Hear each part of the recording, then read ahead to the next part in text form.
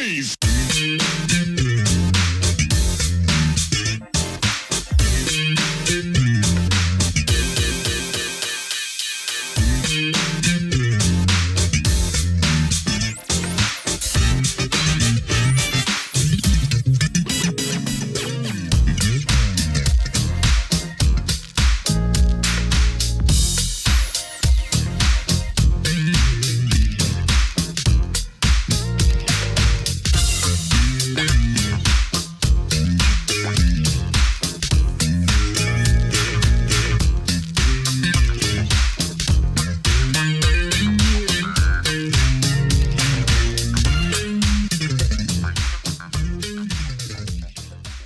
Welcome to another edition of Truth and Rhythm. This is the interview show that gets deep in the pocket with contemporary music's foremost masters of the groove.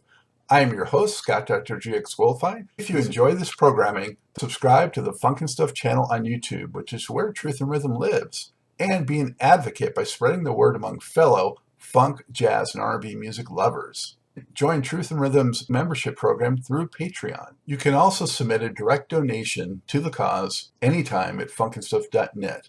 At that site, you can also purchase the book Everything's on the One, The First Guide of Funk. Shop for official Truth and Rhythm and Funk and Stuff merchandise, and use the Amazon links for all of your online purchases, which allocates a percentage to this show.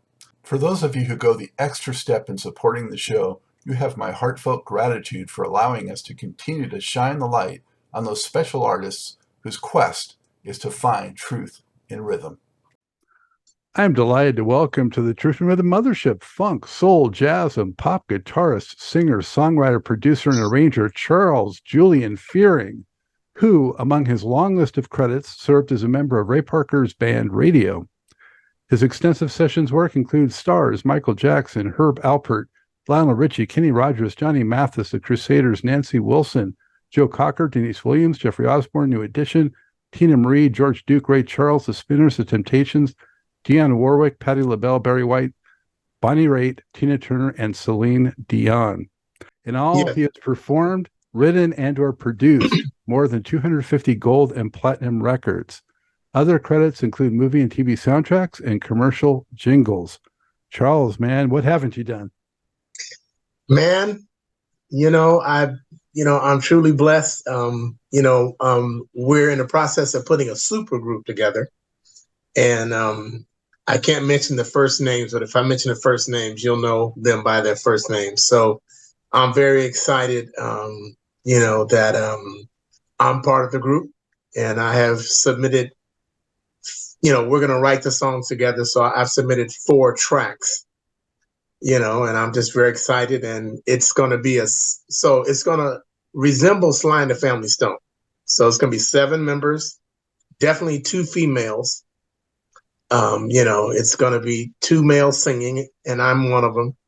And so it's going to be the funk of Sly and the Family Stone, because Sly was from the Church of God in Christ field, and I am too, but with the sophistication of the Crusaders and the production and vocal prowess of Steely Dan. So if you can get to that, that's where we're going to be. And everybody is definitely talented in their own right, and I'm very happy. And this group's going to resemble the world. So it's not just people from the States. It's like maybe 3 people from the States and the rest from around the globe. So I'm very excited about that. Wow, well, now I'm excited too. So how long are you going to make us wait for that? Well, we're in the process now. Like I said, I just submitted my tracks this week. So I submitted 4 tracks, but I'll keep you in the loop, as we're going along, because everything is, people already want to book us, and we haven't recorded one thing yet. You know what I'm saying? So it's very exciting. It's very exciting. Well, congratulations on that. I definitely look forward to that hookup and hearing that for sure. Yeah. It's going to be, and, I'm writing for a couple of films and working on a couple of artists. And like I said, I always manage to stay busy and I feel good. Like last year, around this time, Holland Dozier Holland, they have called me to, I've been working with them since I was like 14 years old. So, and it's amazing. H.B. Barnum was a contractor, right? So he calls me up and he says,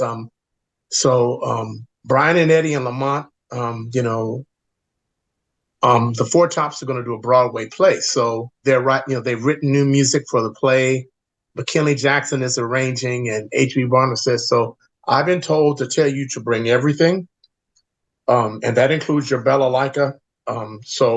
Because they've already let me know that you're the only guitarist. And so that's classical, acoustic, electric, rock, jazz, so it feels good to be in that arena.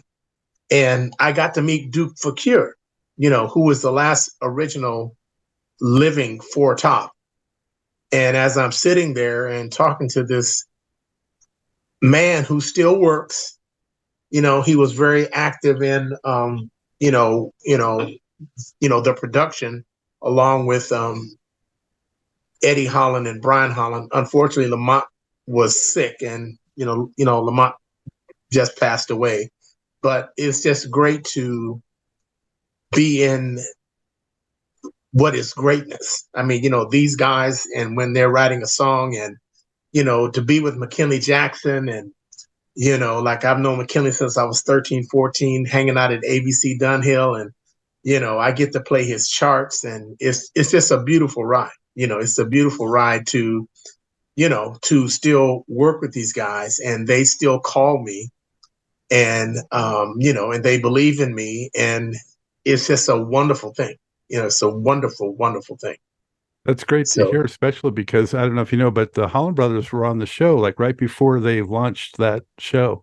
So we were talking about their book, at that point. Right. And so very interesting to hear about your involvement in it too. Yeah. Well, the thing is, man, so, they did the music for the First Wives Club, right? And they hadn't been together as writers and producers for like 25, 27 years, right? So we did that about maybe 7, 8 years ago, right? So we're in the studio, and all three of them are sitting down, and Lamont looks at Eddie,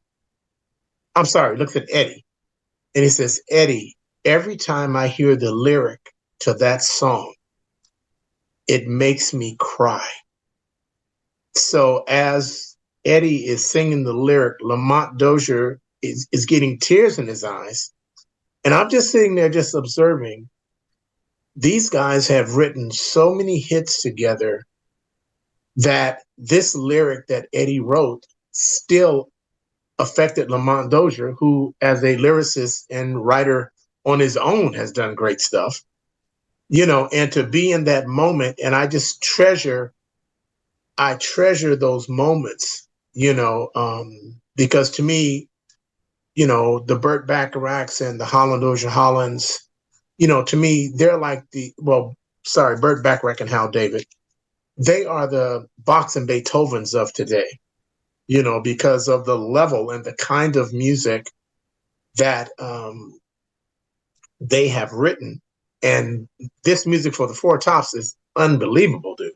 I mean, it's unbelievable. And it's just a blessing to see these moments with great people that are just regular guys. I mean, you know what I'm saying? Sure. Are they, like Shaq says, players are rich, owners are wealthy. They're wealthy. You know what I'm saying? But they're just regular guys. You know what I'm saying? And that's the beautiful part of being around them, and when they got their Hollywood star, Barry Gordy inducted them, and it was cool because he was like, we were all good. And then I have to stop and say, where did our love go? He was using the titles of their songs when he says, where did our love go? then I have to say, Stop in the Name of Love. Still Water. I mean, it was great the way Barry did it. And then Eddie Holland says, well, Barry, we have always respected you and we will always be family. And it's great to see, because this is the stuff we grew up on, listening to their music, Yeah. Yeah. Just wonderful. That is fantastic. What an experience. I do want to educate the folks a little bit more on Charles, though. Also, okay, sure. So let's jump into that a little bit, Charles. You're from Los Angeles and a musical family. No. Actually, I was born in Washington, D.C. Okay, grew up in Los Angeles? Partly. So how we came to Los Angeles, my mother was a mezzo soprano, and she was with the LA Phil. So we came out to Los Angeles, and I started going to school in Los Angeles, and I missed Washington, D.C. because there was no snow, but I acclimated, very well, and I started playing trumpet. That was my first instrument. I was going to follow in my mother's footsteps and, join the orchestra. And then I saw a videotape of Jimi Hendrix, and I saw the way he played and the way he licked his tongue and the way the girls responded. And I'm like, I'm playing the wrong instrument. You know what I'm saying? So I started playing guitar, and I already knew how to read. And, I started playing guitar. Then my uncle, who played bass trombone for Count Basie, his name is Benny Powell. After Basie died, he joined the Merv Griffin Orchestra. They were still in New York. And when they moved out here, I started hanging out with him and not realizing that I'm hanging around some of the finest musicians on the planet playing in the Merv Griffin band. Harry Sweets Edison and just all these guys. And, it was just great to see the level of musicianship, and I remember going to a rehearsal and my Uncle Benny tells me, they played this chart and it was freaking unbelievable. Then the arranger makes 2 comments. They play it again. It's like 100 times better. And then he turns around to me and he says, see, that's the kind of musician you need to be, so from that point, I realized that, what I had to be in order to stay in the game and to be very versatile at what I do, so that's, so it's been good, man. It's been great. What would you say, Charles, was your first big break in terms of both performing and studio? Okay. So I'm at Fairfax High School. I'm in the 10th grade. I come home from school. My mother says, somebody from Motown called up here, call him back. So I called this guy back and he says, hey, man, I hear you play guitar and you can read music and you can play rock guitar too, right? I said, yeah. He says, look, we're doing a demo on Marvin Gaye. We'll pay you $200. So I go down to the studio. I play the line. And then he says, hey, man, I'm going to tell all the other producers about you, And I'm like, yeah, okay, right. So a couple of weeks later, my mother says, hey, somebody else from Motown called. So now I'm down at Motown West, Mo West, in Cali, probably 2 to 3 times a week. So my counselor calls me in and says, why am I ditching school? I said, I'm not ditching school. I'm down at Motown working. She says, well, okay, this is what I need you to do. I completely don't believe you. Get a letter on a letterhead. And so when I go to the studio, I see Smokey and I say, hey, Smokey, look, I'm in trouble at my school. They think I'm ditching. Can you please have somebody write a letter on a letterhead? And, so I could prove to them that I'm working down there. He says, okay, baby, I'll get it done. So, I wasn't driving then. So as my dad is coming to pick me up, I'm about to leave. And the guard says, hey, aren't you supposed to take this? Smokey told me you need this. So I see it's a letter I see the letterhead and it says to whom it may concern. And so I didn't open the letter because it was sealed because I didn't want anybody to think I doctored the letter. So the next day I go into school, I hand it to my counselor. My counselor opens up the letter and she starts screaming. So I'm like, oh my God, what's in this letter? Then she calls all the other counselors over and they're not screaming, but they're looking at me in a positive way. Then they call the principal over, right? So then he's pointing at me, shaking his head, giving a cool thing. Smokey had personally written the letter and said if they needed further clarification to contact him at his personal number down at Motown. So I became the guy at Fairfax High that was always down at Motown. So that was my first big break, doing a demo for Marvin Gaye, playing a written line using my fuzz face and my white Stratocaster. What year would you say that was? That had to be 71, 72. Yep.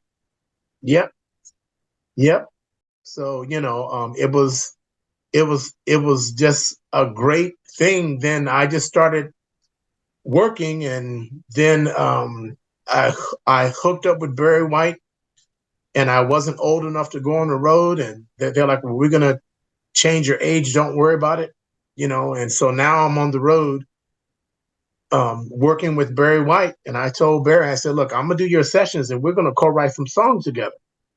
Now, mind you, I could already conduct an orchestra at that time. So a couple of the rehearsals, with the full orchestra, I conducted the orchestra.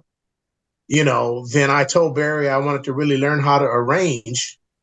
And he gave me access to all of the master charts, the master chart that has everybody's part on it that Gene Page had written. For Love Unlimited? Yeah, well, no, for Love Unlimited, for the Love Unlimited Orchestra, and for Barry White. So now, by then I had started to play on the record. So now I studied bar by bar why Gene Page would put the violins, the violas, the cellos, the flutes, on the oboes, the French horn. And I studied this like you wouldn't believe, and it was just incredible, and like Barry told me, he says, Charlie O, because he's called me Charlie O, the musical menu. He said, Charlie O, this is hundreds of $1,000s of charts, but I'm gonna let you have access to it, and it was the best thing that I could have ever done. And then when I started working with Gene Page, like I did probably 6 Johnny Mathis albums with Gene, Gene would tell me, okay, look, I'm writing the string arrangement. If you don't have a session, we're doing it at A&M. Come by and watch the session, and then I'll give you the chart because I would always keep the rhythm chart that that he handed out. And then he said, you can get that too. So, I've had, Gene Page, Benjamin Wright, who's an incredible arranger, who actually I call Benjamin Wright Dad. And, so that's how I learned how to really write, from just having access and people giving me the charts, and I kept on, like I always wanted to go to college and I didn't. But one of my college professors, when I went to enroll, he was like, man, why are you always not here? Again, I said, dude, I'm in the studio working. And I was telling him who I was doing. He said, dude, you're doing what I want to do. He said, so let me give you some books on theory and composition. And I told him, that I've been studying Gene Page charts and all that kind of thing. And so that's what I did. I studied and I just kept studying, and it's just been great because, it doesn't make a difference what the scenario is, like Quincy Jones, he called me a chameleon. He's like, man, you're like a chameleon. He said, whatever the music is, you turn into what that music is, and to be able to read, but also to be able to improvise on a dime, you know what I'm saying, is just, it's just a blessing. So I'm very blessed to be able to do what I do on a consistent basis, and my now 15-year-old son, he goes with me, and we just had an interview last weekend, and he was telling the lady, he said, so my dad was working with this old guy named Lou Adler, and I didn't know who Lou Adler was. And my dad told me to Google him. But on this particular session, Lou Adler tells me, he says, look, I'm about to give your dad some music that he's never seen, and he's not going to make one mistake. He's not going to make one mistake. And, so he gets to see the creative process and why you need to be ready. But also open for suggestions. Like, I don't think I know everything. You see what I'm saying? Like one session with Bill Withers, he's telling me he wants me to play the acoustic guitar, and he closed his eyes and he started playing.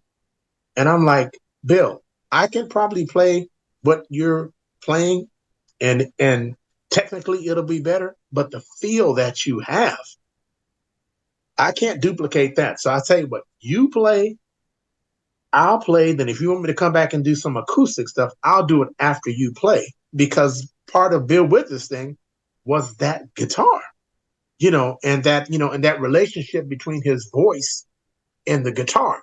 And I think a lot of people don't realize that when they try to up their production game, well, I'm going to do this. It's the foundation that you lay out that keeps getting you to the to the golden goose. You know what I'm saying? It's like one day I'm with Quincy Jones, and I asked him, I said, Quincy, so what record should I listen to of yours that's going to show me the ultimate production and arranging? He said, man, it ain't one of mine. I'm what? I'm thinking of mine, freaking Quincy Jones. This is what he said. He said, pick up any Steely Dan record. Any. Doesn't make a difference which one. There you see the excellence of production, arranging, vocals, lyric concepts, all of these things, and he was right. Because if you put on the Steely Dan record today, you don't sit there and say it sounds dated or anything like that. The subjects are relevant. The production is incredible. The writing, Donald Fagen's voice, it's just, so when it's like that, and I've had many experiences, that have been like that.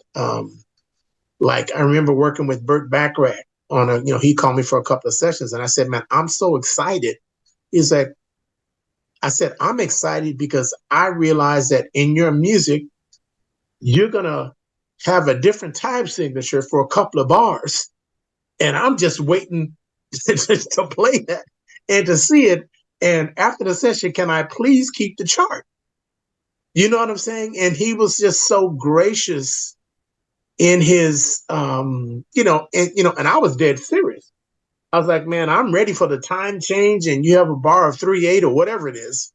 You know what I'm saying? Or you do a quick key change, because, those kind of people that have that kind of thought process that make it work on a consistent basis. You see what I'm saying? That is genius. That's genius, dude. And so, I'm always listening and reaching and studying. Do you know, with all that amazing work you did, do you remember actually hearing yourself on a piece of music on the radio for the first time and what it was? Yes. Okay. So I get a call to do Dusty Springfield. Okay. At Cherokee Studios.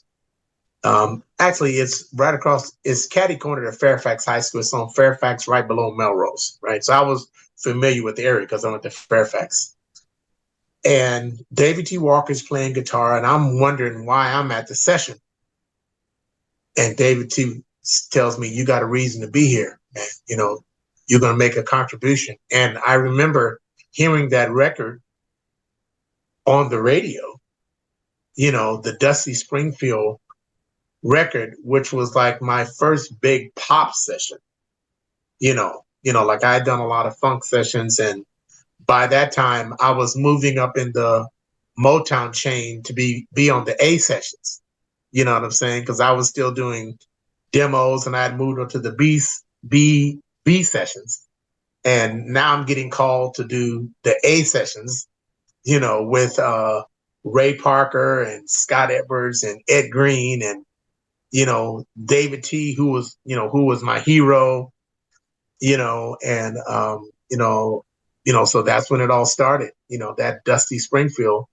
And I got to hear it not on the R&B station. You know what I'm saying? Yeah. On a mainstream radio. Yeah. Yes. On a top 100 pop station.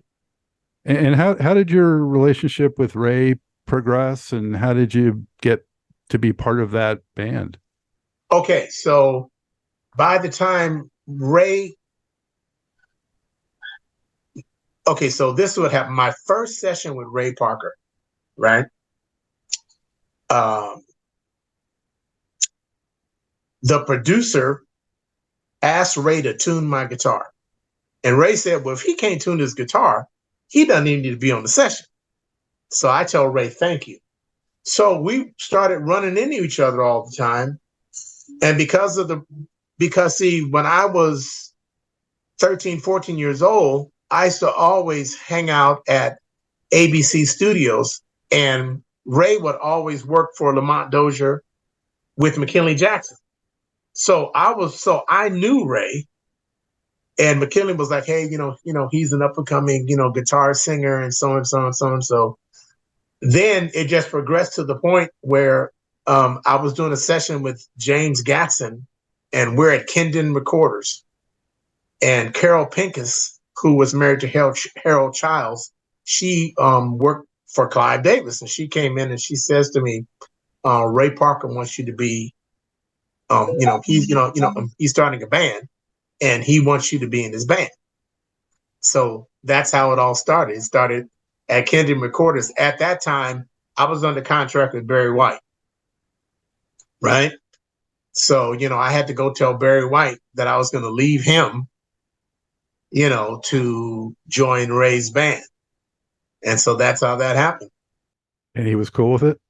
Well, no, actually, Barry White started crying because he was like, Charlie O, I have so much in store for you. And, but I knew that I had found out the money into promotion that they were going to put in to Raydio, and everybody knew my name because by that time I'm on, big records, but they didn't know my face. So Raydio gave me an opportunity to get my face out there, and by this time I was already working with Maurice White doing Deniece Williams and the Emotions and all of that stuff, and we had the same management. And so it worked out good for me because Verdine White and Robert Wright, they made me part of their production company. So now, as a writer, as a publisher, as an arranger, not just as a guitarist, I'm getting this other money. Like Verdine said, hey, look, man, in the daytime, I'm rehearsing with the Fire. So in the daytime, if you don't have a session, you and Robert get together and write the songs, and then we just meet up at Sunset Sound. So that's, and it was just a blessing to me because now I'm not just getting double or triple scale for playing the guitar. I'm getting double or triple scale for playing the guitar. I'm getting arranging money. I'm getting production money.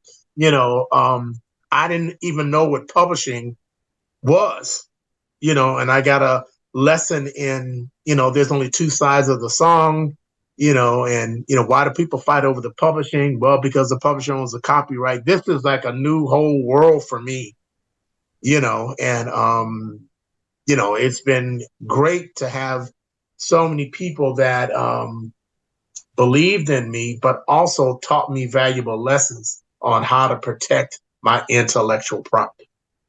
Yeah, You see what I'm saying? That's the main thing. That's the main thing. So those lessons are priceless. And so now I teach my son and other younger writers, you have to protect your property, and I show my son, hey, look, daddy wrote this song when he was 19 years old, and daddy still gets paid because daddy took care of the business part of it, the business, you know what I'm saying? And that's what's important, because I've seen writers, that, they're given $1,500 for the song, and they'll think that's a lot of money because, if somebody doesn't have anything, $1,500 is a lot of money. Then that producer will go back and sell the song for artists and get $200,000 for the producer's fee, Yeah, and they'll put their name on the song, because once they give you the $1,500, they, in a sense, bought the rights to the song. yeah. I've heard way too many horror stories, so I'm glad that you're not one of those casualties, No. Charles. But just a couple more things on Raydio, though. You came on the second album, right? Or were you on the first one? I was on the first album, but I couldn't have my picture because I was on a contract with Barry White. Okay. So those first two albums, from a funk perspective, were fire. Right. Jack and Jill was a hit, but it was kind of atypical. Really, the whole thing, other than that, was really funky. And so I love those first two albums, especially. And, funk fans hold them in high esteem. Right. And also, were you on the Bootsy tour? Did you participate in that? Oh, yes. I was at the LA Forum show. Yes. Oh, okay. Yes. I was there. Stage right, man. Stage right. Yeah. Bootsy. Now, let me tell you about that tour, man. Okay. So, Bootsy, the nicest person on the planet. So, at their sound checks, they would let us sound check first, right? Man, I stayed at every sound check because, man, when they were warming up, the funk that was coming off of that stage, it was unbelievable. Somebody would just start playing, and all of a sudden, you're hearing something that really needs to be a song. And then Fred Wesley and the horns would just come in playing, and it would be different every night. I mean, so if we didn't have an in-store or signing autographs somewhere, I would always stay at the sound checks. And at NAMM about maybe 4 or 5 years ago, Bootsy was out at NAMM, and there's a big long line. And, I had my son with me. He was like 11 years old. And I was like, hey, Alex, we're going to go see Bootsy. He's like, Daddy, you going to stand in that line? I said, no. I said, I'm going to walk right up and Bootsy will recognize me. He's like, really? I was like, yeah, Alex, So I walk and Bootsy says, family. So we hug. And I asked him, I said, hey, because my favorite color is red. And I had this coral red star that was in sterling. And he asked me for it, and I gave it to him. And I said, hey, man, do you still have that star that I gave you back in 1978, 79? And his wife says, yes, he does. He keeps everything, and it's great because my son was able to witness this, and we took a picture together. Matter of fact, I'll send you the picture. I'll send you the picture from there. Bootsy, myself, and my son, Alex, who was then probably 10, 11 years old. And now he's taller than me. I'm 6 feet. Now he's 6'2" and growing. So, That's great. But yeah. I've seen hundreds of concerts over the years, and I've never seen a band tighter than Bootsy's Rubber Band was on that tour. Dude, no, not just that tour. We did a Bud Fest, right? Okay, so I had never seen the Mothership. This is when Parliament and Funkadelic had the Mothership, right? Okay, so Parliament closed the show. We had seen Bootsy. So when I see Parliament, it's like a letdown because I'm like, damn, man. But when Bootsy walked on the stage and his brother Catfish and Frank Cash Waddy got on the drums and the Horny Horns came out, it sounded like Parliament. I mean, it was like funk infused. You know what I'm saying? And then I realized that Parliament, the group that toured, because Bootsy was in Parliament, but after he started his own band, that band wasn't as tight as Parliament. They were looser, almost like War. Because War is not like like the Crusaders or something like that, just in terms of every note. But War had the songs. You know what I'm saying? Parliament, it was kind of like a mishmash of. I mean, it still sounded good, but it just wasn't. I realized that the Bootsy Collins band, which was also the James Brown band back in the day, after he stopped paying the other guys. Yeah. And the level of funk, Scott, it was unbelievable. Well, So I envy you being at the sound checks for sure. Oh, man. And that show at the Forum also had Enchantment opening, I remember. Yeah. And but I heard you guys went to the UK and stuff, and I guess you had someone else opening for those shows, or Yeah. Yeah. Well, see, because what happened as our record got more successful, we moved up because we used to open and there would hardly be anybody there. You know what I'm saying? And then we got to the point where, because when we first went on the road, we were getting $500 a night. So obviously Arista and a couple of other people were underwriting the tour. As soon as Jack and Jill went to number 3 and couldn't get to number 1 because of the Bee Gees Saturday Night Fever, and the reviews were coming in from our live performances. That's when we moved up to, not opening. We were second, then we were third, because I remember we used to sometimes Confunction would play with us, and we would open, and then it would be Confunction, and then it would be Bootsy. Then it got to the point where Confunction opened for us, and this was on the same tour. You know what I'm saying? And then and then our second tour, we opened for Rick James, and that's a whole nother, thing. But but it was a great experience, to be able to have that, just to be there, and to be in the presence, because Bootsy Collins, that's why I think Silk Sonic is very smart.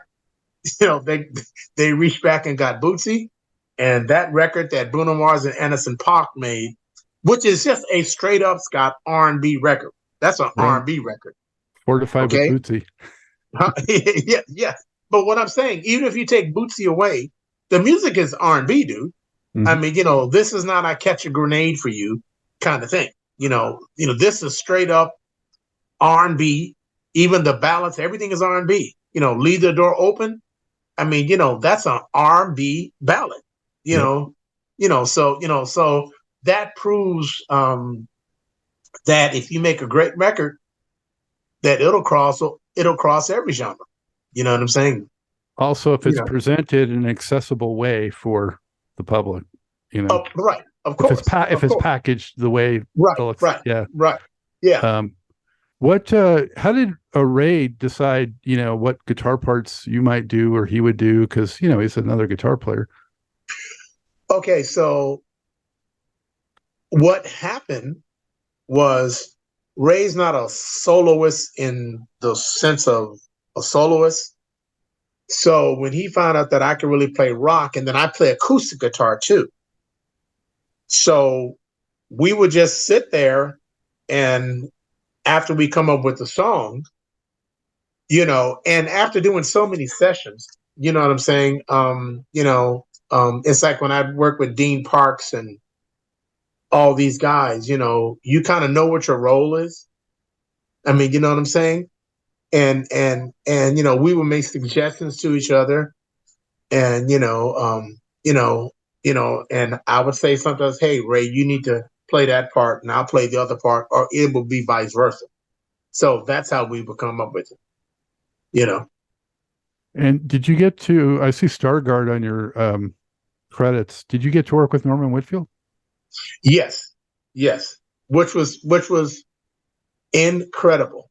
so Norman, you talk about somebody that's a genius, Norman could sit there, and the thing, if you listen to Papa Was a Rolling Stone, okay, and the great thing about Papa Was a Rolling Stone is that when we did the Temptations movie, we recut all that music, and on guitars, Wawa and myself, right?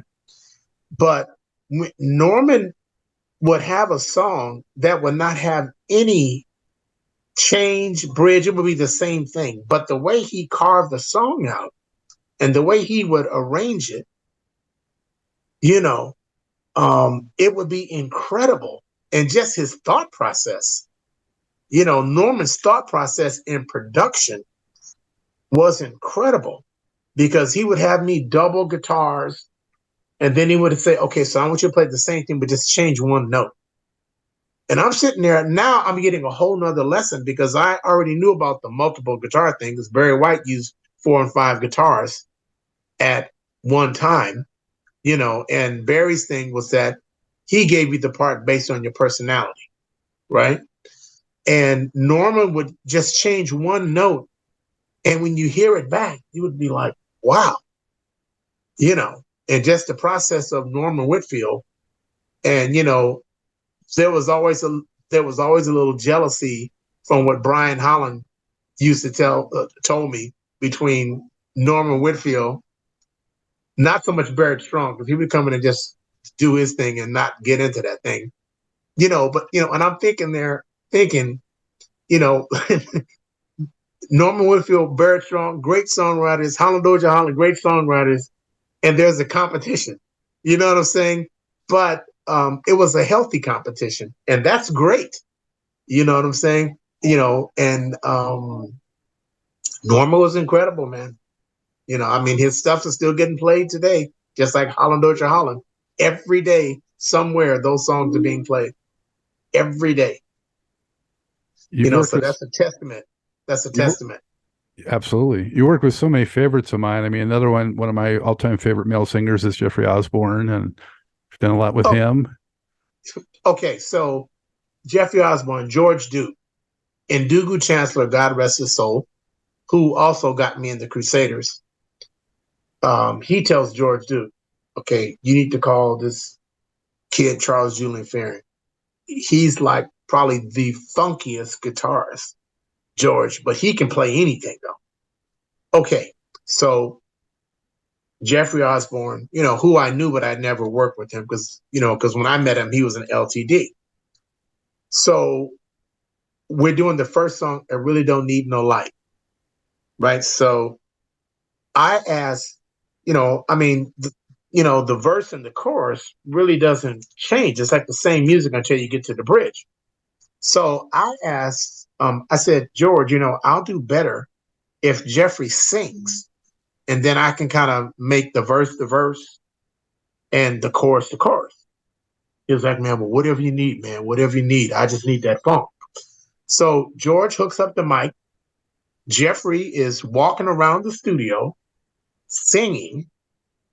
So now I get the whole song. And that vocal that Jeffrey did that day, George told me they kept 95% of that vocal. So every time I would do a session with George from that point on, he always had the vocal or a demo of the lead vocal, because I would base my ad-libs around what the lead vocal was doing. You know what I'm saying? So, so that was a great run with George Duke, because, well, first of all, it's George Duke. That was before I got into Crusaders, but just the level of music excellence and the versatility of George, just, every step was taking me to a different level, making me better. And George really loved funk. He was, like, he can play anything, he was a great arranger, but George Duke loved funk. It was kind of like you in that he was a chameleon musically. He did jazz, fusion, funk, pop, anything. Yes. And just to be in that environment is incredible. And like when I got into Crusaders, Reggie Andrews and Ndugu, God rest both of their souls, they had started a production company, right? So they called me for everything. I mean, I'm talking about Charles, what year did you get with the Crusaders? 84 to 86. 84 to 86. Okay. So we have been working at this studio called Conway. So Ndugu says, hey man, look, I need you to come down to Conway. I'm not going to tell you the artist. Just come on down and just, hook up your guitar and play this chart. So he puts the chart out, I'm playing, and I feel people coming behind me. And, but I'm looking at the music. And then I realized, oh, wow, this is Wilton Felder, who I had already worked with because, Wilton played bass on a lot of records. I mean, like all the Jackson 5 records, all the Barry White records, England Dan and John Ford Coley, And then Joe says, man, you could play, man. And so Dugan says, oh man, he could play anything, flamenco, classical, da-da-da-da-da. So David T. Walker was also there, because they've had a relationship for a long time. And I used to always ask David T, do I have it? And he would always say, young blood, you getting there, man. You getting there. So we're on the session with the Crusaders. And David T turns around to me and says, Charles, you have it. And I'm like, have what? And he's like, remember that thing you saw always used to ask me? And so now, he says, I said, yeah, man. He says, yeah, man, you have it and you got it and you're gone. Right. And Joe Sample paid the highest compliment to me. He wrote they did an article on him in Keyboard Magazine, and he stated that I was the best young musician that he had ever worked with. Right. This is Joe Sample, bro. So he asked me to take a solo on a song, right? So I take my solo and, I'd been soloing, and he looks at me and he says, brother, you don't sound free. He says, solo is freedom. So Scott, check this out. Every Friday for almost 2 years, for 2 to 3 hours uninterrupted, I got with Joe Sample at their office. Okay. So I would bring my guitar, bring a small amp, and I'd always try to cheat and look at to see what key was in. He said, no, turn your back. He said, with all that SHIT stuff that he said, all you got to do is connect the dots like a puzzle. He said, like that number puzzle, you don't know what it is until you connect the numbers correctly. Then you see it's a lion or it's a this or it's a that. And Scott, one day, I come in and he starts playing something, and I just start going off. And he looks at me and says, brother, now you're free. Free as the You see what I'm saying? Yeah. Like their album. I mean, this is Joe Sample, but see, here's the thing. Ndugu knew what I needed to take me to the next level. Just think about that. You see what I'm saying? And, and I told Ndugu every time I saw him that I loved him and I just appreciated, him doing that for me. But he was just doing what other people did for him. Just imagine that. You see what I'm saying? So paying it forward kind of thing. Yeah. Yes. Playing it forward, but also knowing that with all the music that I had, that this person could take me to another level. I mean, you know what I'm saying? That's just a beautiful thing, and I just told this guitarist, Mitch Holder. Okay, so Mitch Holder, incredible. If you look up his credits, he played in the Carson band, he did all the Barry Manilow records. So we used to do TV and film stuff together. And he calls me and says, hey, man, look, Barry Manilow is going to be doing Dionne Warwick, and they want to go younger on guitar section, and I recommended you. He says, and the arranger is going to be Artie Butler, Billie Holiday's arranger. And I told Artie that you can really read, but the first thing that's going to happen is he's going to put a chart in front of your face. So just be ready for that. So when I get to the studio, I'm playing the chart and I'm like, man, this sounds old. If I was doing an arrangement, this is what I would do. So I wrote it in just to let Artie know, hey man, I know how to write. So Barry Manilow keeps telling me that I look so familiar. And Dionne Warwick says, should I tell him? I said, no, I'll tell him on the break, right? But also I have my little Pearl Quarter micro cassette recorder recording all these little ideas. And Barry Manilow tells me, man, I like your ideas. So on the lunch break, I said, well, Barry, I used to be in Ray Parker's band Raydio. And I said, I met you up at Arista. I remember the door was cracked to Clive's office. That was, when Arista was in Century City. And Barry Manilow was banging on the desk because he had only sold 4 million copies. And I'm thinking, God, this guy's quadruple platinum. And he's telling Clive, look, I got to do minimum 7, 8 million. And I'm thinking, wow, this is like an arrogant dude, right? So from that session, Barry Manilow and I co-wrote 3 songs together. And I realized at that point, co-writing with Barry Manilow was going to change my writing status as a writer. And I just told Mitch Holder about a year ago, you know what I'm saying,